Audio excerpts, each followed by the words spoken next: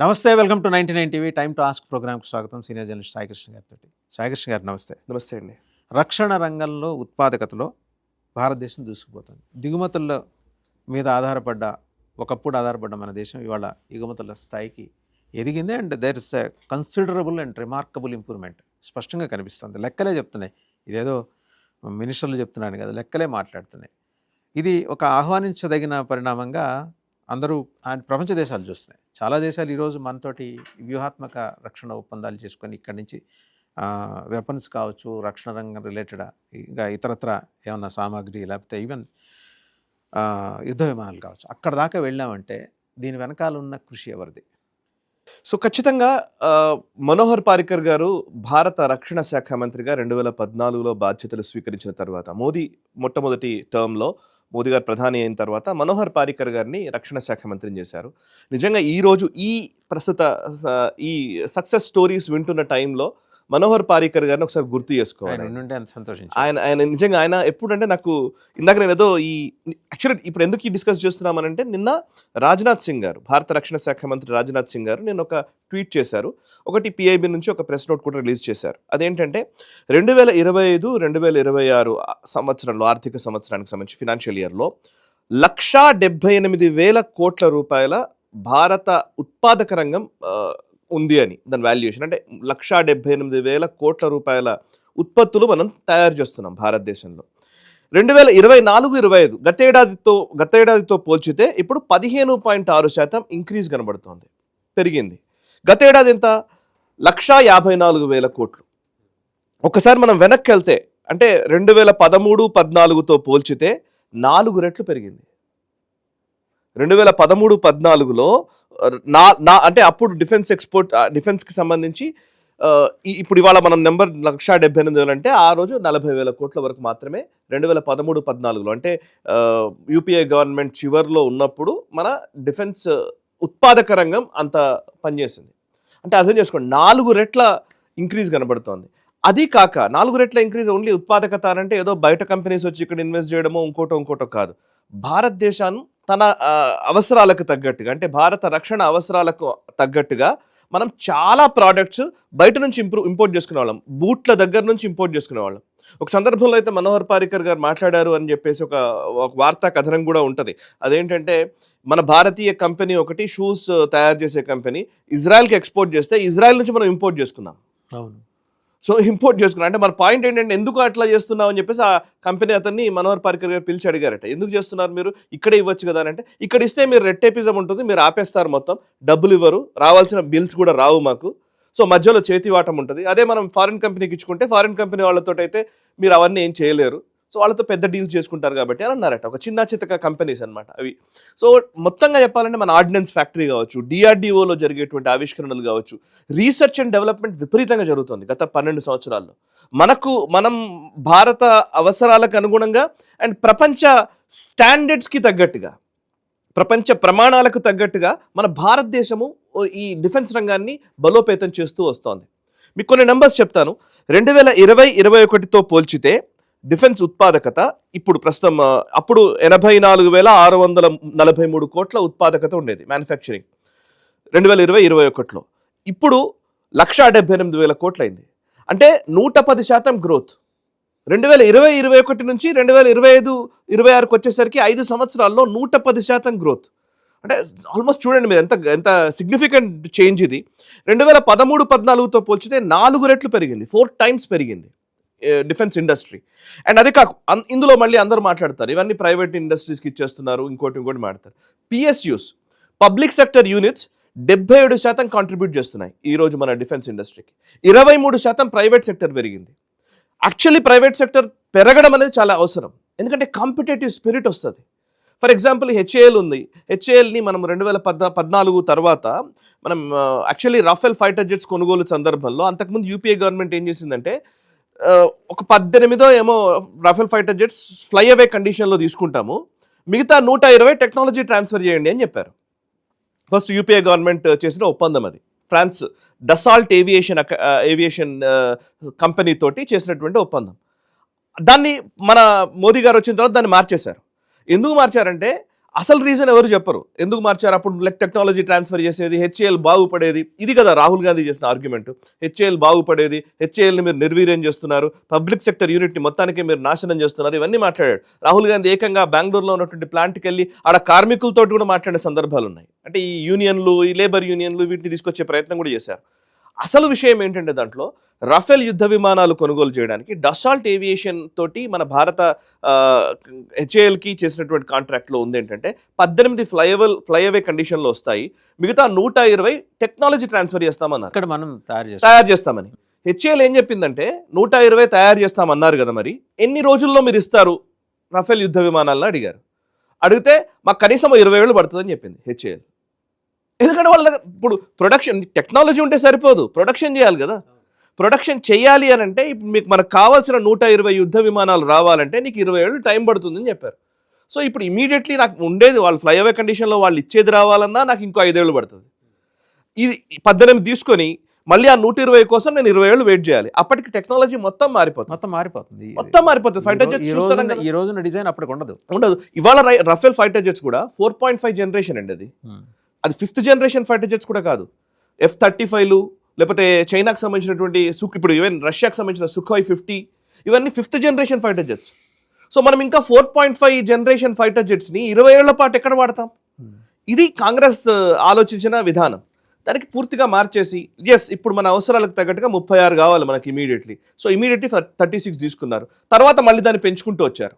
Even Rafale fighter జెట్స్ని even మనము air force కోసం వాడుతున్నాము, ఈవెన్ ఐఎన్ఎస్ విక్రాంత్ కోసం అని మెరైన్ అవసరాల కోసం కూడా వాడుతున్నాం, నేవీ కోసం అని చెప్పి వాడుతున్నాము. సో అవన్నీ తీసుకుంటూనే మనం భారత ప్రభుత్వం ఏం చేసిందంటే వీటితో పాటు ఆమ్కా ప్రాజెక్ట్ని ముందుకు తీసుకెళ్లడం మొదలుపెట్టింది. ఇవాళ advanced medium combat aircraft 5th generation fighter jet స్వదేశీ పరిజ్ఞానంతో మనం తయారు చేస్తాం. మన పుట్టపర్తిలో ఇప్పుడు ఆంధ్రప్రదేశ్లో పెట్టారు అది.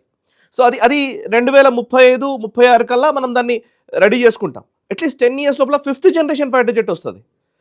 కాంగ్రెస్ ఆలోచన ఏంటి, 20 ఏళ్ళకి మనకు 4.5 జనరేషన్ ఫైటర్ జెట్ కావాలని. అది కూడా కాస్ట్ చాలా ఎక్కువ. ఇంకోటి ఏంటంటే అది కంపెనీ టు కంపెనీ ట్రాన్సాక్షన్గా పెట్టారు దాన్ని. మోదీ వచ్చిన తర్వాత ఏం చేశాడు, గవర్నమెంట్ టు గవర్నమెంట్ ట్రాన్సాక్షన్ చేశారు. ఫ్రాన్స్ ప్రభుత్వానికి భారత ప్రభుత్వానికి మధ్య ఒప్పందంగా మార్చారు. సో దట్ ఎంత కలిసి వచ్చిందంటే ఇప్పుడు మనం రఫేల్ తీసుకొచ్చుకున్నాం, రఫేల్ ఒకవైపు తెచ్చుకున్నాము, అండ్ తేజస్ని అడ్వాన్స్డ్ చేసాం. మనం తేజస్ ఫైటర్ జెట్స్ని మనం అడ్వాన్స్డ్ కాంబాట్ ఎయిర్ క్రాఫ్ట్స్గా దాన్ని మార్చాము. తేజస్కి గిరాకీ పెరిగింది నిజానికి బయట కూడా.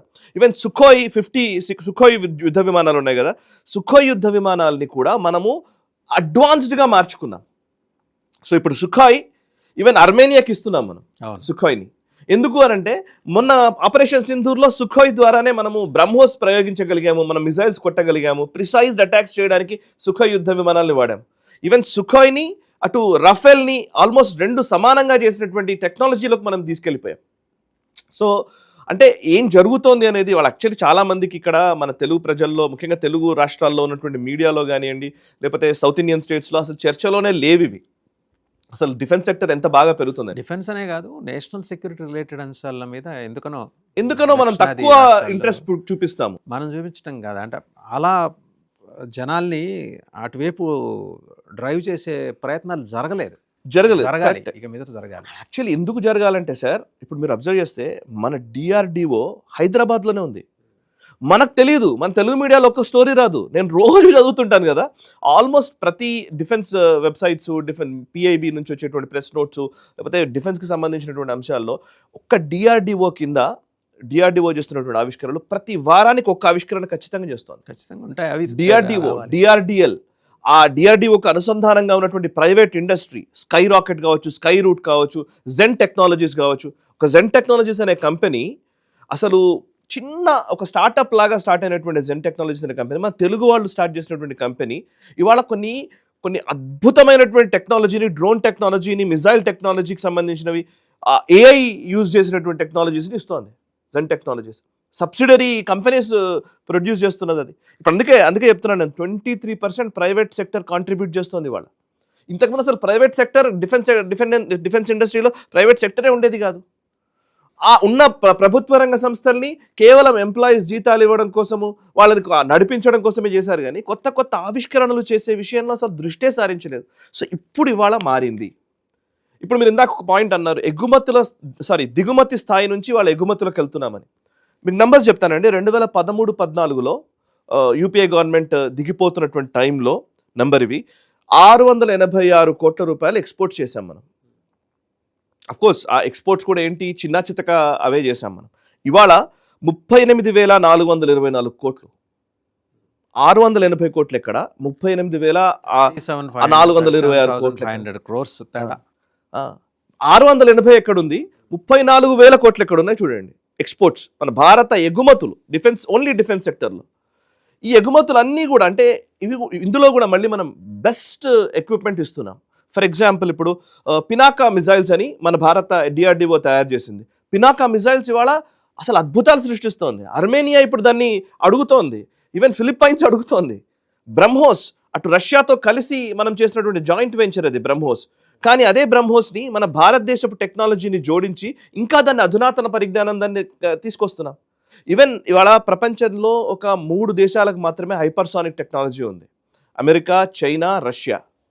4వ దేశం భారతదేశం. హైపర్సానిక్ మిజైల్ టెక్నాలజీని మనం తెచ్చుకున్నాం. బ్యాలిస్టిక్ మిజైల్ టెక్నాలజీ, బ్యాలిస్టిక్ మిజైల్స్లో రేంజ్ని ఎప్పటికప్పుడు పెంచుతూ పోతున్నాం. అగ్ని 1, 2, 3, 4, ఇప్పుడు అగ్ని 5 దాకా వచ్చాం మనం.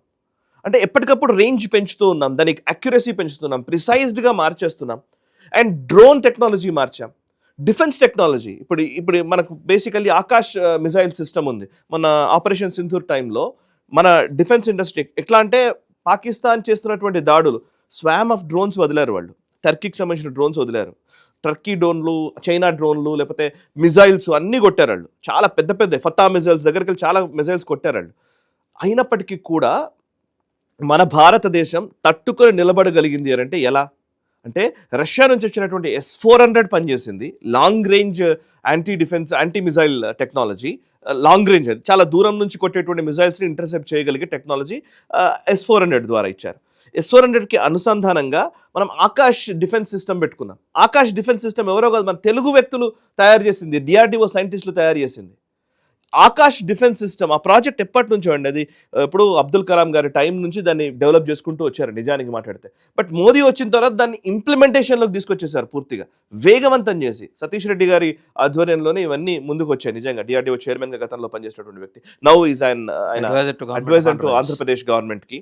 సో ఆకాష్ మిజైల్ సిస్టమ్ని మన ఆపరేషన్ సింధూర్లో అద్భుతంగా దాన్ని పనితనాన్ని చూసిన తర్వాత ఇవాళ అర్మేనియా అడుగుతోంది మనల్ని.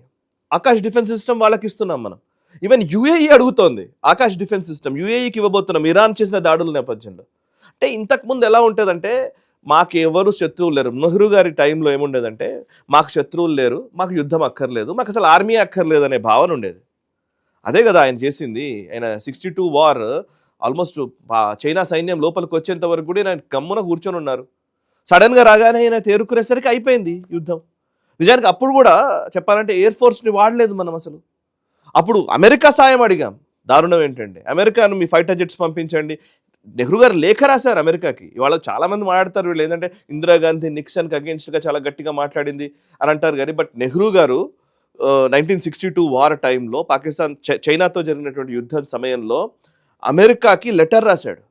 అప్పుడు కెనడీ అనుకుంటాను ప్రెసిడెంట్ అక్కడ ఉన్నది, ఆయనకు లెటర్ రాశాడు. ఏమని అంటే మీరు మీ ఫైటర్ జెట్స్ని పంపించండి, మీ ఫైటర్ జెట్స్ని మా పైలట్స్ వాడలేరు, మీరు పైలట్స్ని కూడా పంపించండి, దానికి కావాల్సినటువంటి డిఫెన్స్ ఏమైనా అనుసంధానించబడే టెక్నాలజీ ఉంటే వాటిని కూడా పంపించండి, మీరు వచ్చి మమ్మల్ని కాపాడండి, లేదంటే చైనా మమ్మల్ని ఇంకా కబళించే అవకాశం ఉంది, సో మీరే రావాలి. ఇవన్నీ మాట రాశాడు ఆయన. లెటర్ ఉంటుంది ఇప్పటికి కూడా. ఎక్కడున్నాం మనము ఇవాళ, ఎక్కడున్నాము? సో అప్పుడు జనరల్ శ్యామ్ మానేక్షా గారు చెప్పేది అసలు వాళ్ళు లోపలికి వచ్చిన తర్వాత మనం అసలు ఆ ఓటమిని అంగీకరించేశాం. ఫస్ట్ వాళ్ళకి ఎలా ఎదుర్కోవాలి, ఎలా కొట్టాలి, ఎలా చేయాలి. బూట్లు లేక యుద్ధాలు ఓడిపోయిన సందర్భాలు ఉన్నాయండి. నిజంగా నేను ఎప్పుడు అంటుంటాను, భారతదేశము ప్రభుత్వాలు పదే పదే ఫెయిల్ అవుతూ వచ్చాయి. బట్ త్రివిధ దళాలు, మన ఆర్మీ, మన ఎయిర్ ఫోర్స్, మన నేవీ అధికారులు మంచి వ్యక్తులు, చాలా గట్టి సమర్థత కలిగినటువంటి వ్యక్తులు, కాంపిటెంట్ సోల్జర్స్ మన దగ్గర ఉండడం వల్ల మనం బతికి బట్టగట్టాం. లేకపోతే ఈ పాటికి మన దేశం ఏమైపోయేదో నాకు డౌట్. ఎందుకంటే అనేక సందర్భాల్లో జనరల్ కరియప్ప గారు కావచ్చు, మొదట ఇండిపెండెన్స్ వచ్చిన టైంలో, దేశ విభజన జరిగిన తర్వాత కశ్మీర్ యుద్ధం టైంలో కావచ్చు, జనరల్ కరియప్ప గారు, తర్వాత జనరల్ శ్యామ్ మానిక్ షా గారు, అనేక మంది ఇట్లా రకరకాల మంది ఎయిర్ ఫోర్స్, ఇండియన్ ఎయిర్ ఫోర్స్కి సంబంధించి, ఇండియన్ ఆర్మీకి సంబంధించి, ఇండియన్ నేవీకి సంబంధించినటువంటి ఫీల్డ్ మార్షల్లు, చాలా గొప్ప గొప్ప వాళ్ళు వచ్చారు కాబట్టి మనం బతికి బట్టగట్టగలిగాం. అదర్వైజ్ ఏమైపోయేవాళ్ళం. షా గురించి, జనరల్ మానిక్ షా గురించి మీరు చెప్తుంటే అబ్దుల్ కలాం గారి ప్రస్తావన ఒకటి గుర్తొస్తుంది. ఆయన రాశారు, మానిక్ షాకి బాగోకపోతే వెళ్ళి ఆయన పరామర్శించడానికి వెళ్తే ఆయన కళ్ళనీళ్ళు పెట్టుకుంటే ఎందుకు అని అడిగారు. నేను అడిగితే, నా ప్రెసిడెంట్, నా కమాండర్ ఇన్ చీఫ్ వస్తే నేను లేచి కూర్చొని సెల్యూట్ చేయలేకపోతున్నాను. అవును, విన్నాను. వెరీ టచీ. అది అబ్దుల్ కలాం గారు ఆయనకి జనరల్ మానిక్ షాకి గురించి ప్రస్తావన చేస్తూ చెప్పిన విషయం ఇది. జనరల్ శ్యామ్ మానిక్ షా గారి గురించి నిజంగా ఈ తరం తెలుసుకోవాలండి ఖచ్చితంగా. 1962 తర్వాత 1965 వార్, పాకిస్తాన్ వార్ కావచ్చు, 71 పాకిస్తాన్ వార్ కావచ్చు. 71 పాకిస్తాన్ వార్ అయితే నిజంగా ఆయన నడిపిన విధానము, కథలు చదువుతూ ఉంటే హీఈస్ ద లీడర్ అనిపిస్తుంది. సో క్రెడిట్ అంతా ఇందిరాగాంధీకి ఇచ్చేశారు ఆయన, లిటరల్గా మాట్లాడితే. But credit goes to Shyam Manik Shah గారు, జనరల్ శ్యామ్ మానిక్ షా గారు. నిజంగా ఆయన మానిక్ షా పేపర్స్ అని ఉంటాయి, ఆయన థియరీ ఏంటి, ఆయన డాక్టరీన్ ఏంటి, అవన్నిటిని కూడా తర్వాత గవర్నమెంట్స్ పట్టించుకోలేదు, కానీ డిఫెన్స్ ఫోర్సెస్ పట్టించుకున్నాయి. డిఫెన్స్ ఫోర్సెస్ దాన్ని ఇంప్లిమెంట్ చేస్తూ వచ్చాయి. నాకు ఎంత అన్యాయం అనిపిస్తుంది అంటే, చూడండి మీరు, మొన్న అభినందన్ వర్ధమాన్ గారు, మనం లాస్ట్ 2019లో ఆ బాలాకోట్ స్ట్రైక్స్ చేసిన తర్వాత పాకిస్తాన్ రిటాలియేట్ చేయడం అవన్నీ మనకు తెలుసు కదా. అభినందన్ వర్ధమాన్ గారు MiG-21లో ఉన్నారు.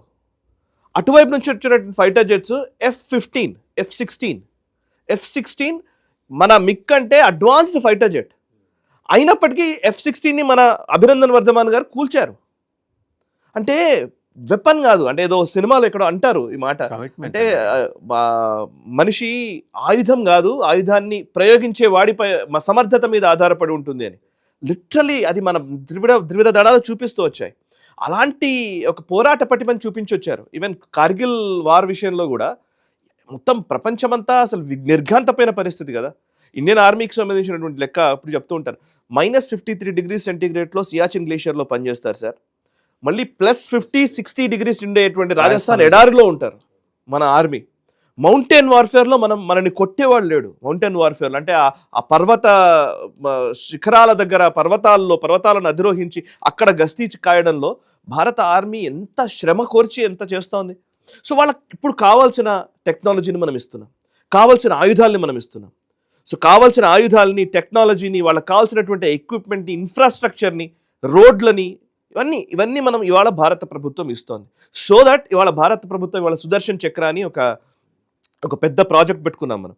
భారతదేశం మీద సైబర్ అటాక్స్ కానీ, లేకపోతే ఎయిర్ అటాక్స్ కానీ, లేకపోతే మిజైల్స్తో అటాక్ చేయడం కానీ, ఇంకా శాటిలైట్లు ఉపయోగించి చేసే అటాక్స్ కానీ, ఏ అటాక్స్ కూడా భారతదేశం మీద కాకుండా ఒక వలయాన్ని, ఆల్మోస్ట్ సుదర్శన్ చక్రం అనేది శ్రీకృష్ణుడి చక్రం ఏదైతే ఉందో దాని కాన్సెప్ట్ తోటే తీసుకున్నారు. ఆ పేరు కూడా అట్లే పెట్టారు. సుదర్శన్ చక్రం మనం తయారు చేస్తున్నాం. మొత్తం భారతదేశం చుట్టూతా ఒక భద్రతా వలయం సృష్టించడం, వలయాన్నే. ఇంకా అంతే, చైనా అయినా, పాకిస్తాన్ అయినా, అమెరికా దాడి చేసినా సరే మనకి ఎటువంటి ప్రాబ్లము రాకుండా ఒక పూర్తి డిఫెన్స్ మెకానిజం తోటి అన్ని వ్యవస్థల్ని అనుసంధానించి చేస్తున్నటువంటి ఒక ప్రక్రియ ఇది. 2035 కల్లా అది ఇంప్లిమెంటేషన్లోకి వస్తుంది అనేది ఒక టార్గెట్ పెట్టుకున్నారు. అండ్ యాక్చువల్లీ ఈ మొత్తం వ్యవస్థ మనం మాట్లాడుతున్న దాంట్లో సార్, ఇది ఎందుకు సాధ్యపడుతుంది అని అంటే నరేంద్ర మోదీ గారి స్టైల్ని బట్టి, అండ్ ఆయన వైఖరి ఏ విధంగా ఉంటుందంటే, ఆయన ఏం చేశాడట అంటే ప్రతి ఇండస్ట్రీకి సంబంధించి టార్గెట్స్ పెడతారు. ఒక టార్గెట్ పెట్టి ఆ టార్గెట్కి సంబంధించినటువంటి కొన్ని ప్రమాణాలు పెట్టి ఆ ప్రమాణాల మీదనే ఎప్పటికప్పుడు రివ్యూస్ జరుగుతూ ఉంటాయి. ఆయన ఎప్పుడు రివ్యూ చేస్తుంటారు. ఒక ప్రాజెక్ట్ అనౌన్స్ చేసి వదిలేరు. ఆయన ప్రాజెక్ట్ అనౌన్స్ చేసి దాని రివ్యూ నడుస్తూనే ఉంటుంది ఎప్పటికప్పుడు, నెలకోసారి, 2 నెలలకోసారి, 3 నెలలకోసారి, లేదా 15 రోజులకోసారి, ఆ ప్రాజెక్ట్ని బట్టి. సో ఆ రివ్యూ నడుస్తుంది. ప్రైమ్ మినిస్టర్ ఆఫీస్ రివ్యూ చేస్తుంది, పర్టికులర్ మినిస్ట్రీ స్పీడ్గా వర్క్ చేస్తుంది, కింద ఉన్నటువంటి అధికారులు కూడా స్పీడ్గా దాన్ని ముందుకు తీసుకెళ్లే ప్రయత్నం చేస్తారు. So that we're achieving this. Right, thank you Sai garu. Thank you. So చూసాం కదా, అంటే భారత రక్షణ రంగంలో ఉత్పాదకత అనే అంశానికి సంబంధించి మనం సాధించిన ప్రోగ్రెస్ సిన్స్ 2014 ఈ రోజు వరకు. అంతకుముందు ఎగుమతులు ఏంటి, యూపీఐ హయాంలో 686 కోట్లు, ఈరోజు 34,000 కోట్ల పైబడి మనం ఎగుమతులకు వచ్చాము. వివిధ దేశాలకు మనం యుద్ధ విమానాలు కూడా అందించే స్థాయికి మన సామర్థ్యం పెరిగింది. ఎగుమతులే కాదు, మన సామర్థ్యం కూడా పెరిగింది. సో ఎవరి మీదో బ్యాంక్ అవటం కాదు, డిపెండ్ అవటం కాదు, మనకు మనం చేసుకుంటానికి పుట్టబర్తులు ఆమ్కా ప్రాజెక్ట్. సో ఇవన్నీ ఆవిష్కరణలు, ఇవి ఈ సమాజం తెలుసుకోవాలి. ఎందుకంటే ఏదో అలా చెబుతున్నారు, ఏమీ జరగట్లేదని ఒక ఇంప్రెషన్ అండ్ సినికల్ థాట్ ప్రాసెస్లో ఉండే వాళ్ళందరికీ కనువిప్పు కలిగించేలాగా లెక్కలు మాట్లాడుతున్నాయి ఈరోజు. వ్యక్తులు మాట్లాడట్లేదు, వ్యవస్థలు మాట్లాడుతున్నాయి. అది మనం అర్థం చేసుకోవాలి.